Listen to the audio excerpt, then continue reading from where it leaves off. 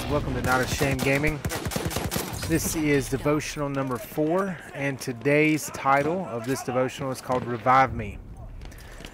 This can be a touchy topic for some of you out there. We've all yelled at the screen, "Revive me, you moron." That's likely the PG version compared to what most people are screaming. Everyone hates the medic, but I would say more times than none, the medic has revived you. All it takes is for him to not do it once for you to completely forget about the other 10 times he did. Boy, how quickly do we forget. I don't run the medic class very much, but if I do, I'm not healing anyone unless I can see the enemy or I have killed the enemy. No sense in adding to someone else's stat line. Reviving a person is a process, at least if it's done correctly. World War I field medics were military personnel who had been trained to at least an EMT level, which is a 16-week course in the U.S. Army. They are responsible for providing first aid and frontline trauma care on the battlefield. Doesn't sound like a job just for anyone. Bullets flying, explosions ringing, people screaming, yet still they had to remain composed in order to perform their duty. Get this, did you know that medics are protected by the Geneva Convention, Chapter 4, Article 2.5. Field medical personnel who are identified by the medic insignia cannot be fired upon. It is considered a war crime if a soldier knowingly fires at a medic. I think if I was in the Army, the medics would be who I would befriend on day one. Those would be the guys I'd be hanging out with. You know, there have been times that we've all been wounded and hurt, and in those times, when I plead out to God, I never thought about calling him an idiot because he had not come to my rescue yet. Obviously, we know he's there, but what is he doing?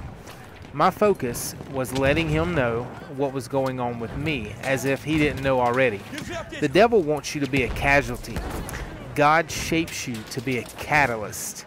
Becoming a catalyst takes time. It means lying there wounded, taking a beating, tasting defeat, and trusting God's reason for whatever you've been waiting on.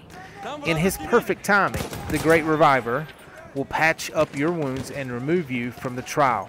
James 1:2-4 says, "Consider it pure joy, my brothers and sisters, whenever you face trials of many kinds, because you know that the testing of your faith produces perseverance. Let perseverance finish its work so that you may be mature and complete, not lacking anything." Well, let's break down this verse. The first part of the verse is telling us to consider it pure joy whenever we're facing trials. Well, the human in me laughs at this sometimes. I get what the meaning is, but do we really focus on joy when we're being attacked and our spirit seems to be drowning? In this day and age where all the information we need is a few clicks away, food is fast, the internet is flowing, but we can't stand to wait for God's reprieve. We're definitely spoiled, and it becomes a spiritual tug of war when we're trying to handle God's time delays. There seems to be no joy in waiting, and it's okay to feel that way. It's hard to really feel joy in the storm. Psalm 35 tells us this: "Weeping may stay through the night, but joy comes in the morning." The night can be dark, but the joy experience, once you've made it through, is priceless. This is all part of the maturation process of becoming a catalyst. A spiritual catalyst is a person who, through experience and scars, creates positive and infectious momentum that is a contagion to all those around. This is why the Lord lingers during our trials. It builds up an endurance in the area that we're being tested.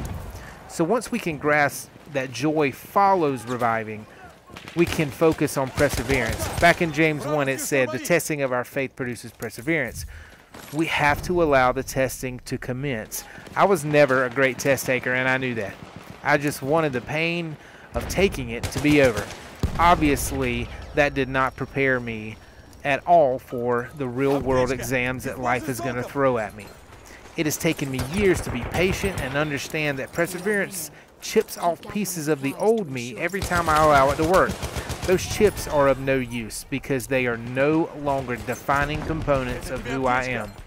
The definition of perseverance is a steady persistence in a course of action, a purpose, especially in spite of difficulties, obstacles, or discouragement. Henry Ford once said, "Obstacles are those frightful things you see once you take your eyes off the goal." In perseverance, we have a course of action, and if we can see God's path for us, we'll walk right through, over, and by those obstacles without missing a beat.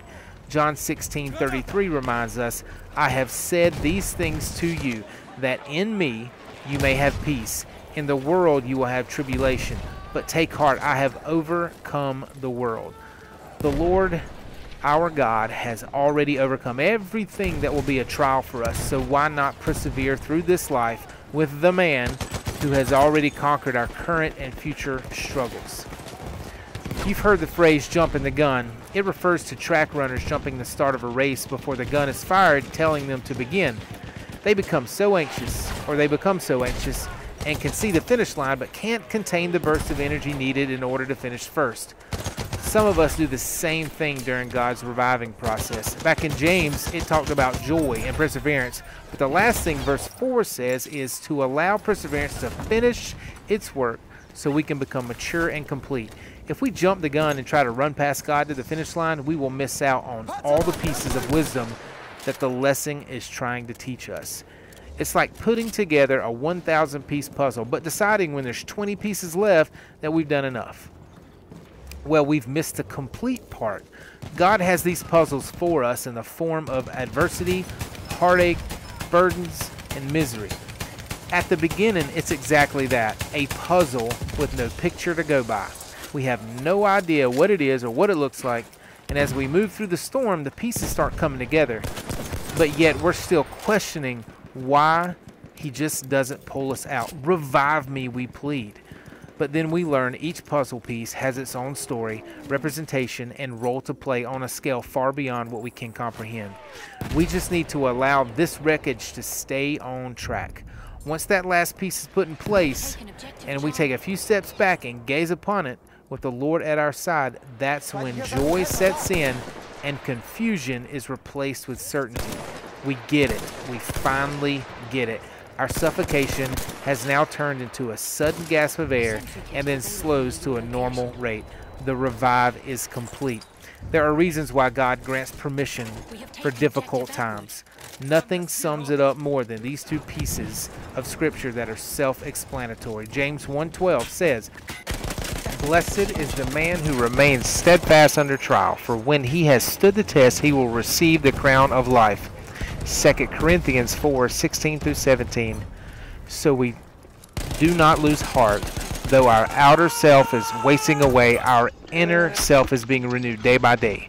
For this light momentary affliction is preparing us for an eternal weight of glory beyond all comparison. The crown and eternal weight of glory will be a sweet reward. The afflictions and trials, once we're walking through these pearly gates, or those pearly gates, will be memories of a life well spent. Thank you guys for tuning in. Please like, please subscribe, share this. I really appreciate you guys that are tuning in.